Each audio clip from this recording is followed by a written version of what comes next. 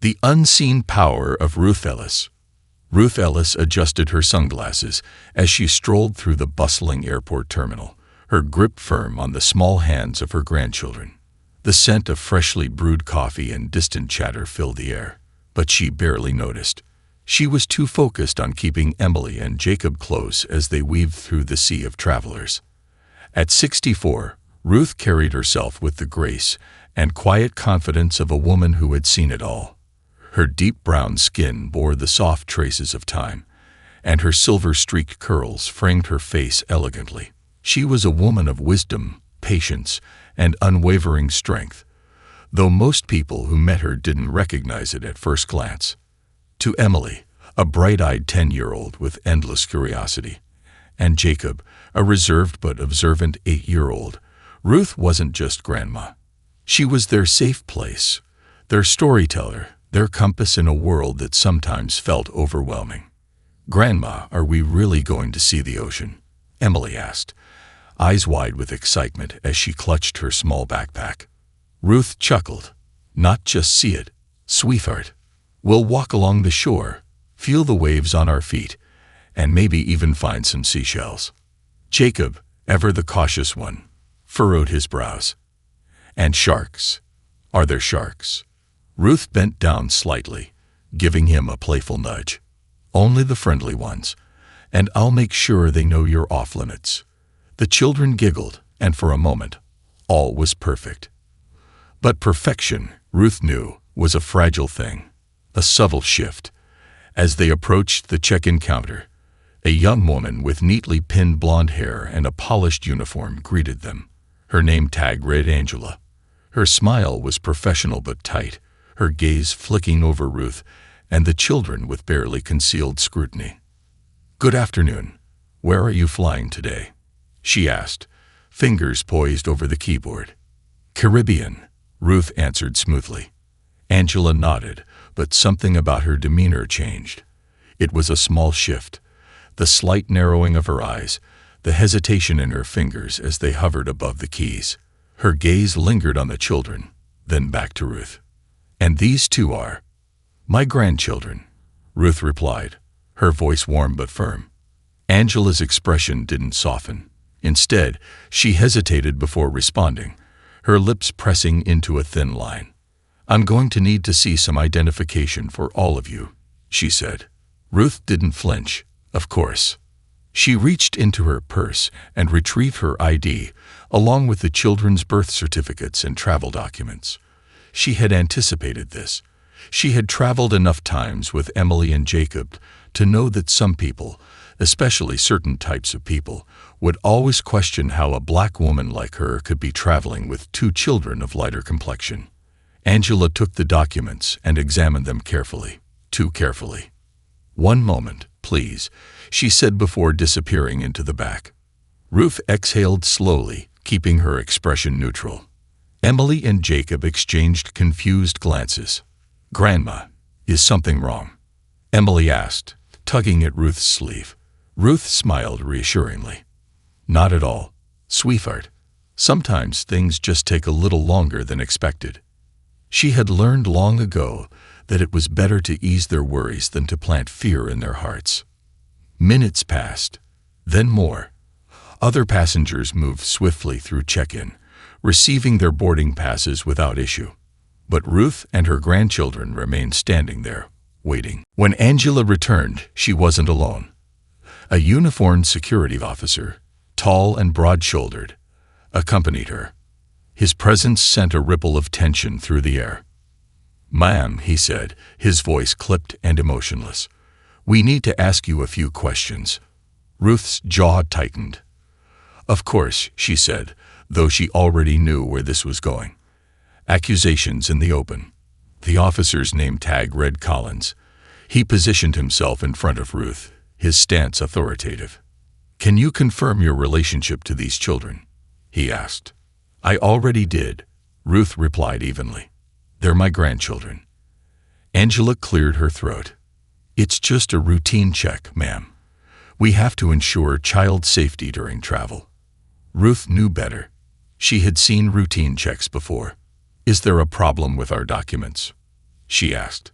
Officer Collins barely glanced at them before shaking his head. They appear to be in order, but we need additional verification. Could you step aside for further questioning? A hollow feeling settled in Ruth's chest. Emily's grip on her hand tightened. Grandma.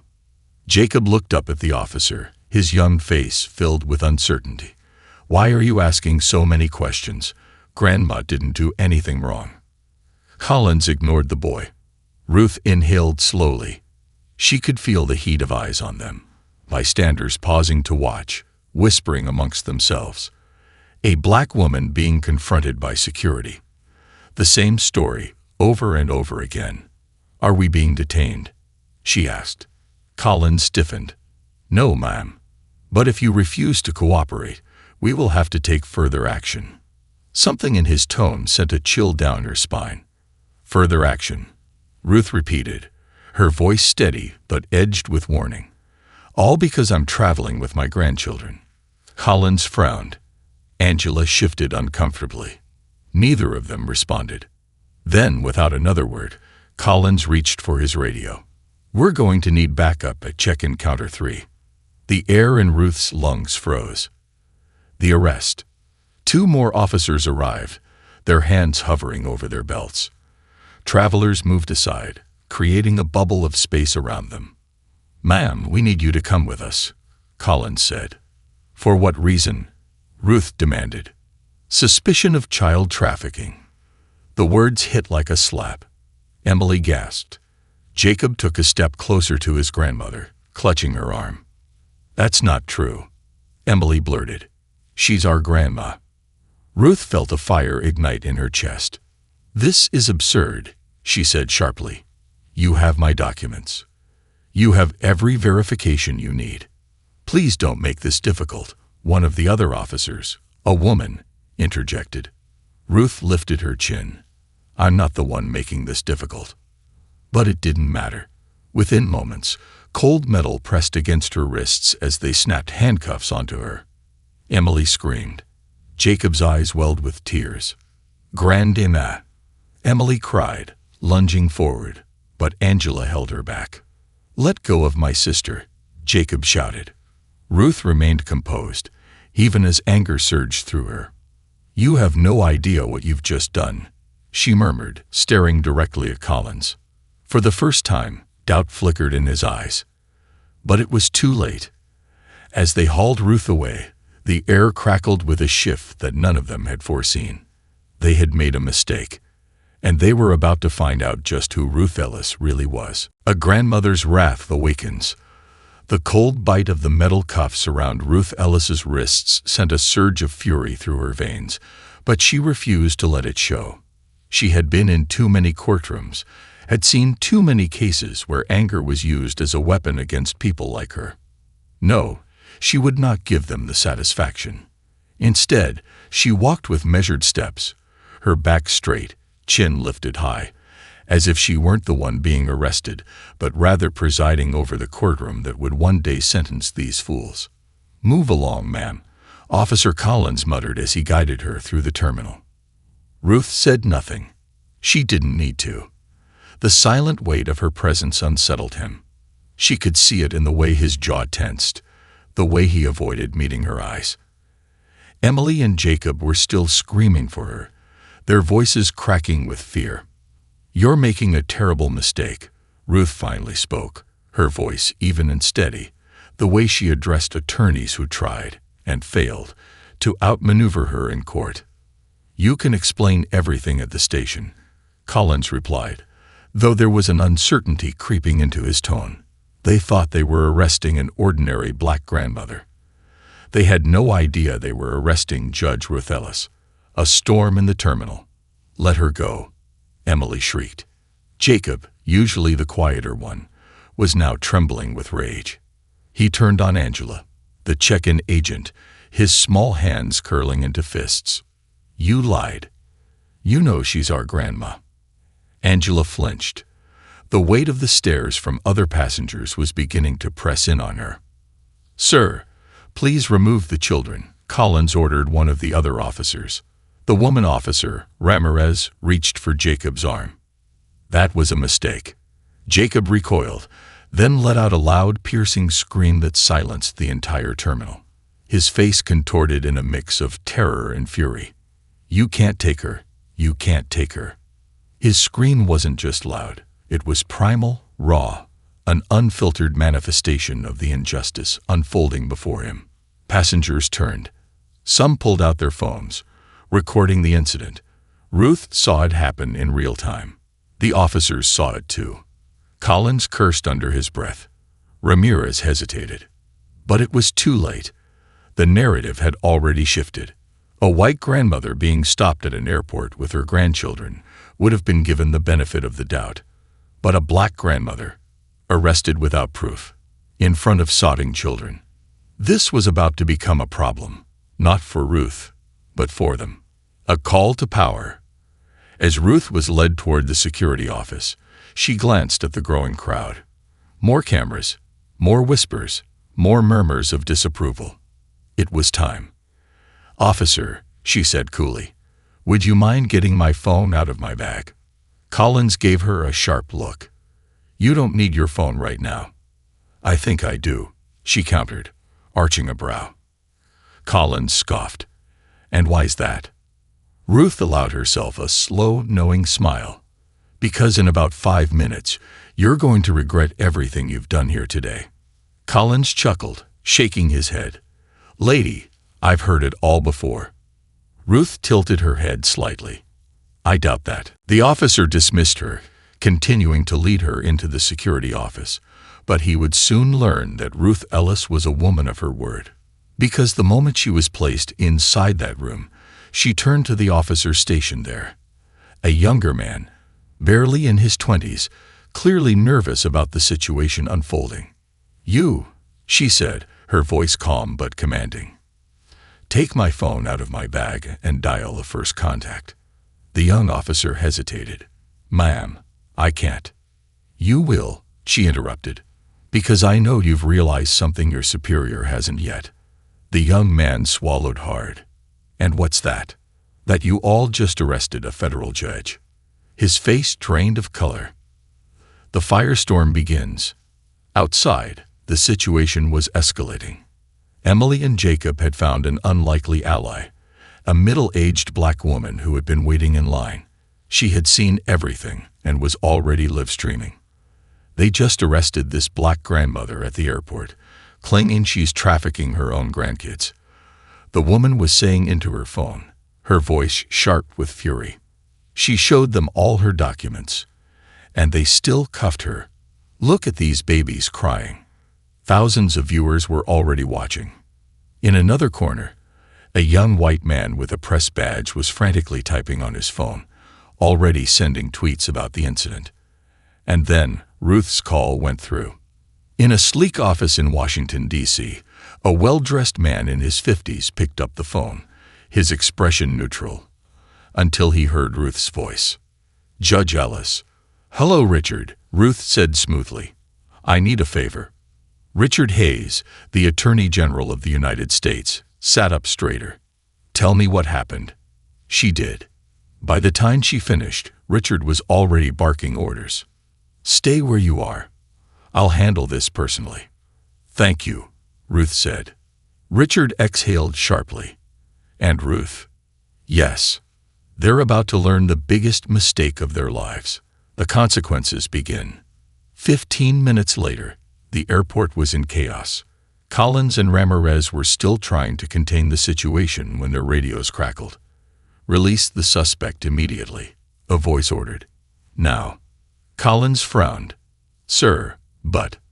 "That's a direct order from the Director of Homeland Security. Let her go." Collins turned pale. He had expected this to be a minor incident, something that would go unnoticed. But this was a catastrophe. He scrambled to uncuff Ruth, his hands shaking slightly. Ruth, ever composed, simply held out her wrists. "Ma'am," Collins began.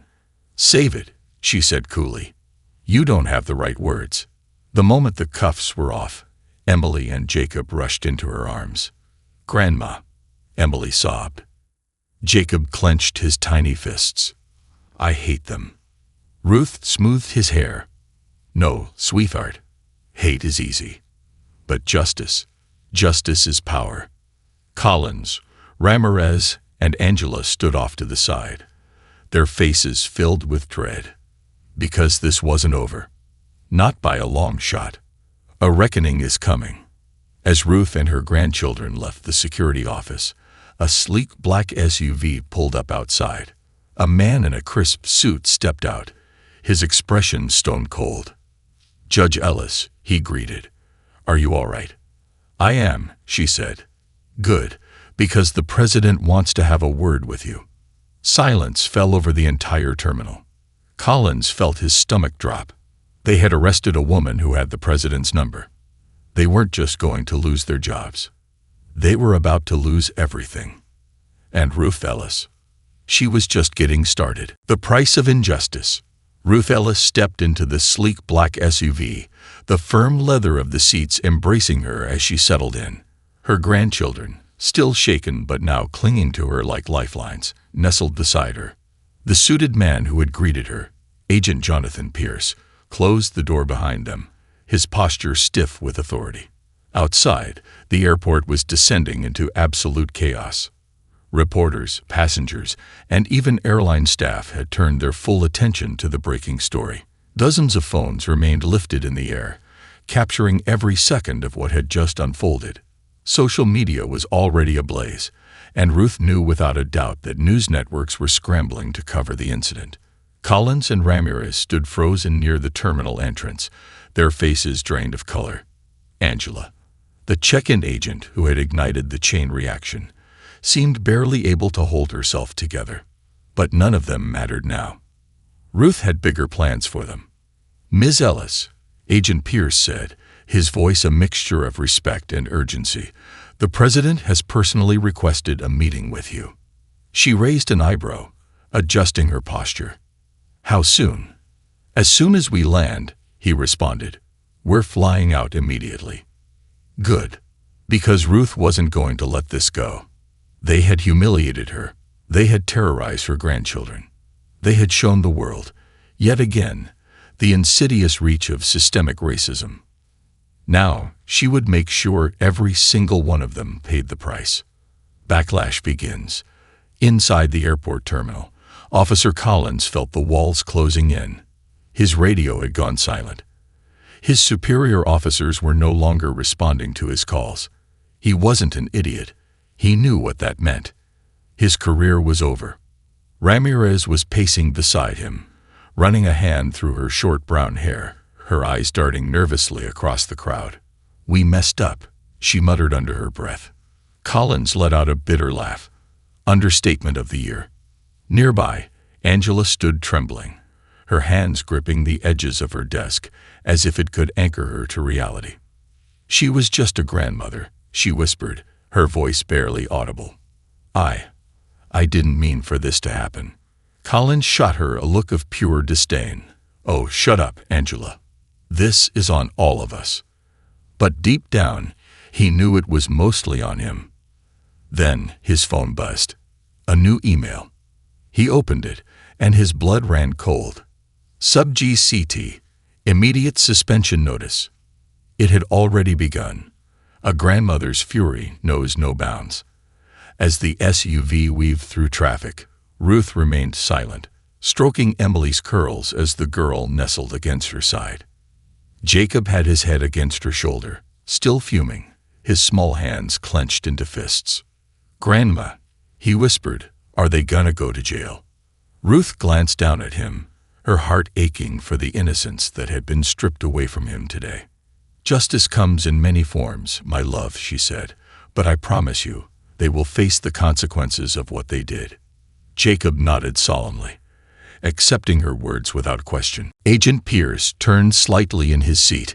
"Judge Ellis, if I may ask, what's your plan?"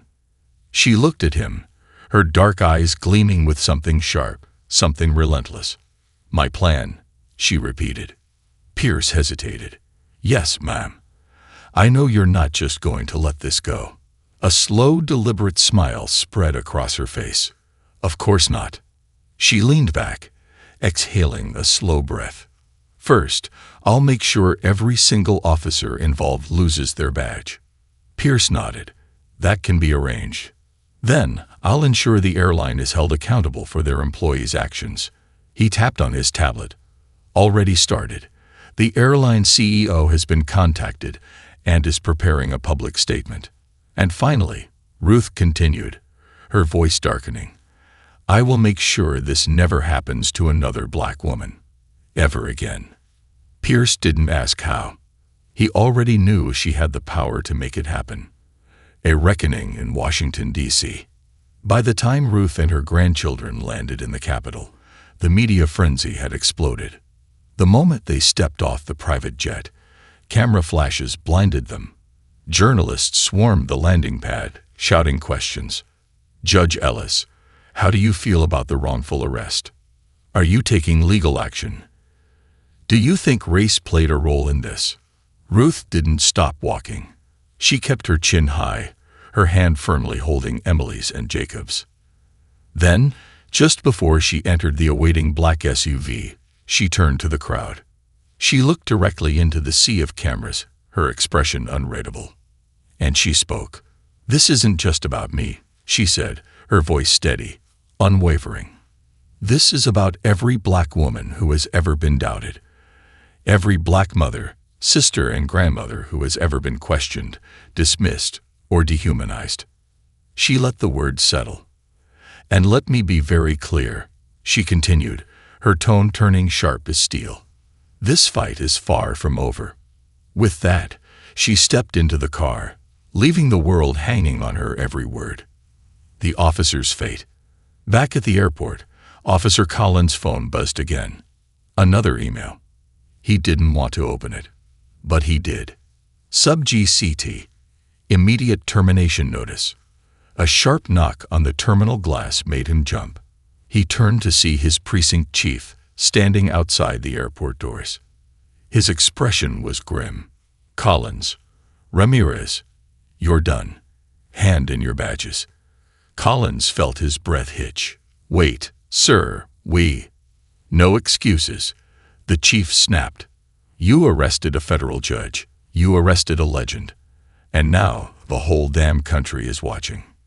Angela, who had been silent until now, let out a small whimper. What about me? The chief's glare could have frozen fire. Pack your things. You're fired too. And just like that, their world crumbled. The last word. That night, Ruth sat in her D.C. penthouse, sipping her tea as her phone buzzed nonstop. Messages from senators, civil rights leaders, even celebrities flooded in. She ignored most of them. Instead, she pulled Jacob and Emily onto her lap, holding them close. Are they gone, Grandma? Jacob whispered. She kissed his forehead. They're gone. Emily snuggled closer. You're the strongest person in the world, Grandma. Ruth chuckled. Not the strongest, but certainly one of the most determined. And as she gazed out at the glittering lights of Washington, she knew one thing for certain. This was only the beginning. Justice had been served, but the fight for equality would never be over. And as long as Ruth Ellis was still breathing, she would make sure the world never forgot it. A storm of consequences. The night air in Washington, D.C. was thick with the weight of history. But for Ruth Ellis, this was just another moment in the long march toward justice. She sat in her penthouse's grand study, its mahogany shelves lined with legal books and awards from decades of service. The city lights stretched beyond the glass walls, but Ruth's eyes were locked onto the phone screen in her hand. News headlines flooded in. Federal judge wrongfully arrested. Nation outrage. Airport racism exposed. Officers face immediate termination. Judge Ruth Ellis set to sue for civil rights violation. Ruth smirked. Good. The country was watching. She turned her attention to her two grandchildren, who were curled up on the couch, wrapped in warm blankets. Their small faces were still shadowed with fear, but they were safe. That was all that mattered now. A soft knock at the door pulled Ruth from her thoughts. Come in, she said. Agent Jonathan Pierce entered, his posture as sharp as ever. But tonight, there was something different in his gaze, something close to admiration. "Judge Ellis," he began, "we have a problem." Ruth arched an eyebrow. "Just one." Pierce sighed, rubbing his temples. "More like an avalanche. The airline has released an official statement, firing the check-in agent, Angela, but trying to downplay the racial element. They're calling it a misunderstanding rather than an outright case of discrimination." Ruth scoffed. "Of course they are. That's not the worst of it." Pierce stepped forward, lowering his voice. "The officers who arrested you, Collins and Ramirez, they're trying to sue for wrongful termination." Ruth let out a slow, deliberate breath. "They're suing me?" Pierce nodded. "They're claiming that your influence led to unfair dismissal and public defamation." Ruth let out a dry, humorless chuckle. "Unbelievable." "Believe it," Pierce said. "And they're getting backing from some, let's just say, interesting sources." Ruth narrowed her eyes. "Let me guess, right-wing media outlets." Pierce hesitated, then nodded. "Fox News, certain politicians, and fringe groups are calling this an example of cancel culture gone too far. They're framing you as a vindictive judge, using political power to destroy innocent officers." Ruth leaned back in her chair, fingers steepled together. They wanted to play dirty. Fine. She could play dirty too. Preparing for war. Ruth grabbed her phone and made 2 calls. The first was to Benson and Rayleigh, one of the most feared civil rights law firms in the country. "Prepare a lawsuit," she ordered. "I want Collins, Ramirez, and the airline held accountable for everything. Wrongful arrest, racial profiling, emotional trauma inflicted on my grandchildren. And I want them to suffer for it." The second call was to Congresswoman Lillian Torres, a longtime ally and fellow fighter for justice. "Lillian," Ruth said smoothly, "I think it's time we introduce a new federal bill against racial discrimination in airport security." Lillian, sharp as ever, chuckled on the other end. "You don't waste time, do you?" "Never have," Ruth replied. "Consider it done," Lillian said. "I'll start drafting the bill immediately." By the time Ruth hung up, the wheels were already in motion. This wasn't just about her anymore. This was about every black person who had ever been humiliated, doubted, or criminalized simply for existing.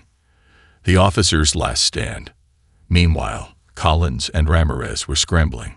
Their wrongful termination lawsuit had gained traction in certain circles, but it was facing heavy backlash from civil rights groups, attorneys, and the general public. They had underestimated just how beloved and respected Ruth Ellis was. The pressure was mounting. Their bank accounts were frozen. Their pensions were revoked.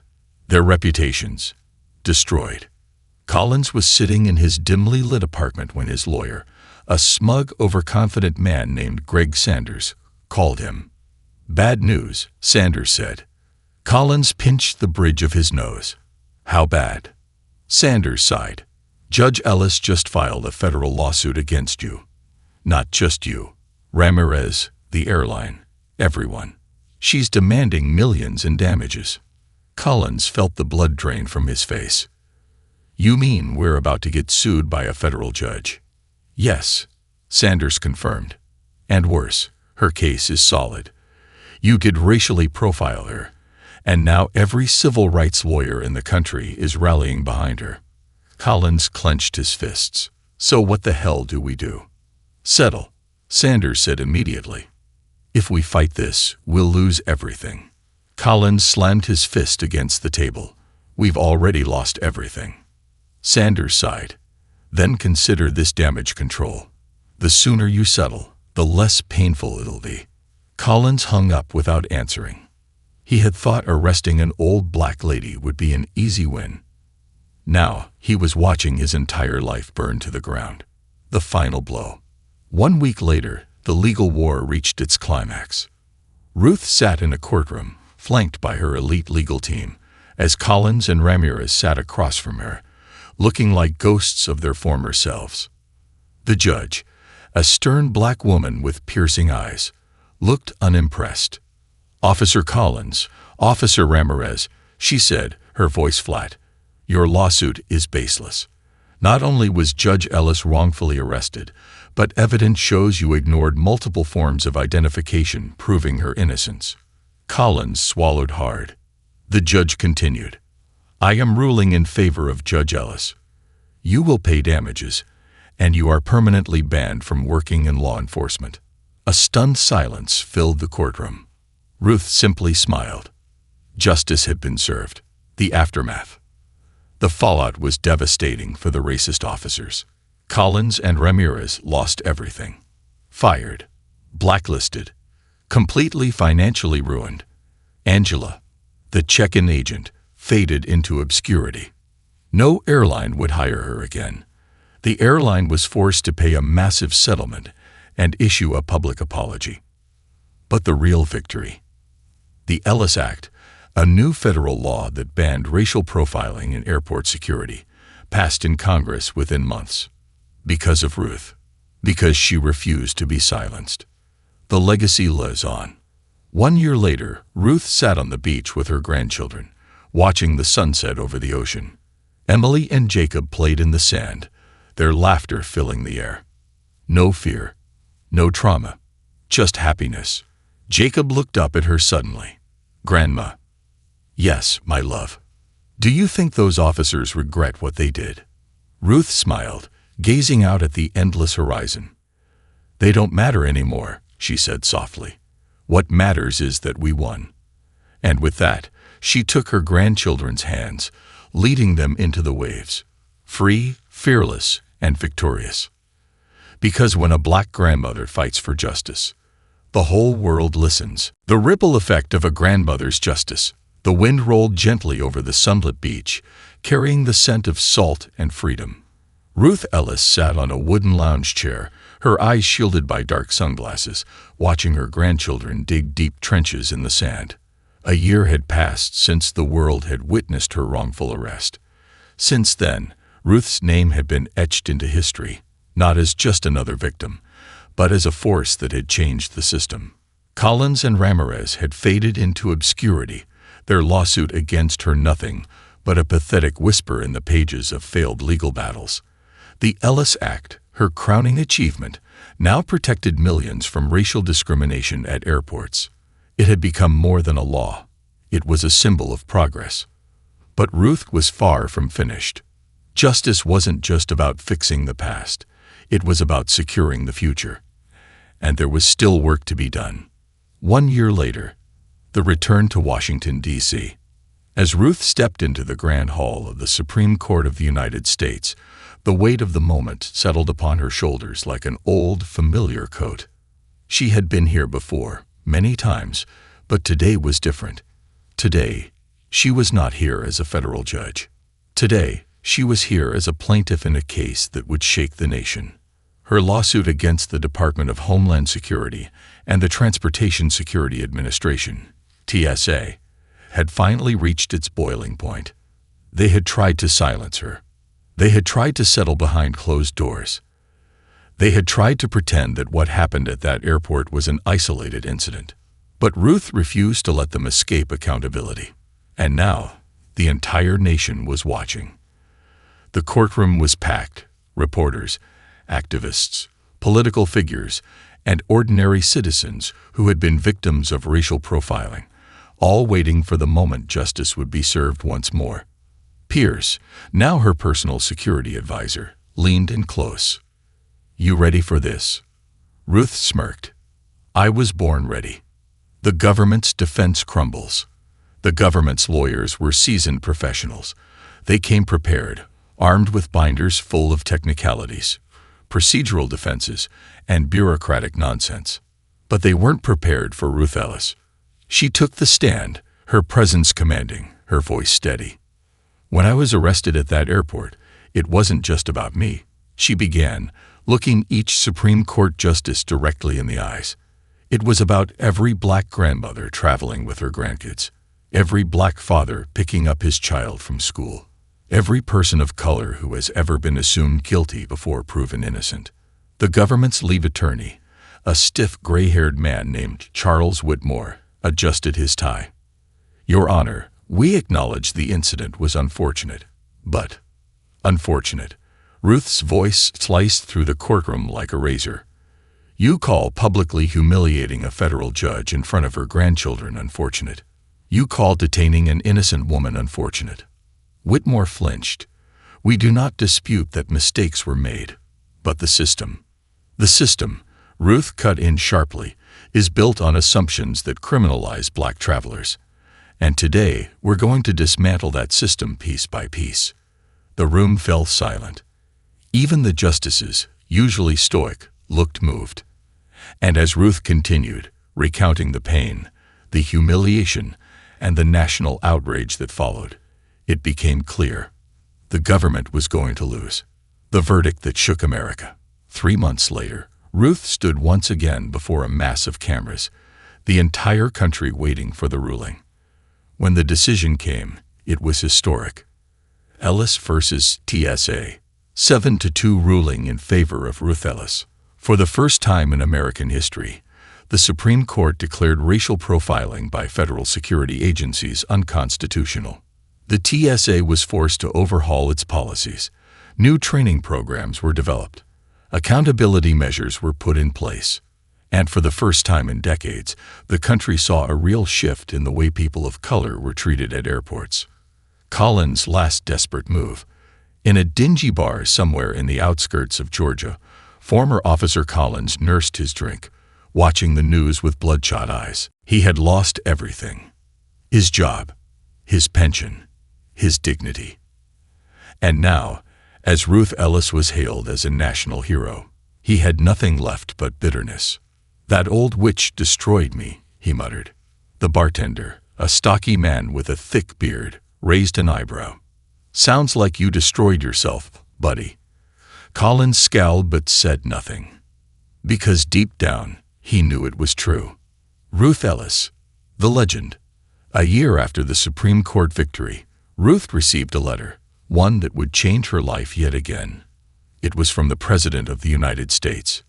Judge Ruth Ellis, in recognition of your unwavering dedication to justice, equality, and the protection of civil rights, we invite you to serve as the next United States Attorney General. Ruth stared at the words, the weight of the offer settling in. Attorney General, the highest legal office in the country. She could say no. She could retire, live out her days in peace with her grandchildren. But Ruth Ellis had never backed down from a fight. And she wasn't going to start now. The final decision. Sitting at her desk, Ruth traced her fingers over the letter, deep in thought. Then, she picked up the phone and dialed a familiar number. Richard, she said, as the Attorney General answered. Ruth, Richard Hayes responded warmly. I was wondering when you'd call. You know why I'm calling. A chuckle on the other end. So, what's the verdict, Judge? Ruth exhaled slowly, looking at the framed photos of Emily and Jacob on her desk. Then she smiled. I accept. A legacy that would never die. The moment the news broke, the world erupted. The first black female Attorney General in American history.